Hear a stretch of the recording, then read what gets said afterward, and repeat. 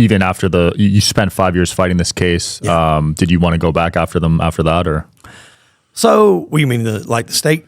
Like the company that fired you for wrongful termination? Well, I'm in South Carolina. It's a right-to-work state, so it's very difficult. I talked to a few lawyers, and it's a company called Nucor Steel. They got deep pockets, and I said it would be a hard case to fight and try to win to. Because the right to work, they can really fire you because you're wearing a black shirt if they want, and there's not really much you can do about it. Wow. Yeah. And I called and talked to the people. I was like, look, this case got dropped. And he's like, well, you can reapply. And I'm like, what about, seniority? I was there 15 years. He's like, yeah, I'll have to start over. And I was like, you know what? Yeah, I still do work in that field. I work for a company that actually builds submarines now for the Navy. But the interesting part is, I didn't even listen to podcasts. I may be a Rogan every now and then. Yeah.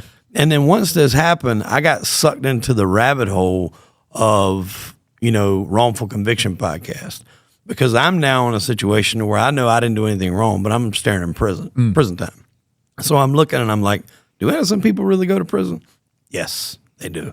A lot more than people think.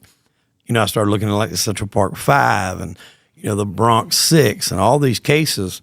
And that really kind of sucked me into the podcasting world. And then I started listening to other mob podcasts and, wrestling podcasts and different things. And then when COVID hit, keep in mind on this time, I'm on house arrest. I can't go anywhere but to work, church, lawyers, and doctor's visits, and that's it.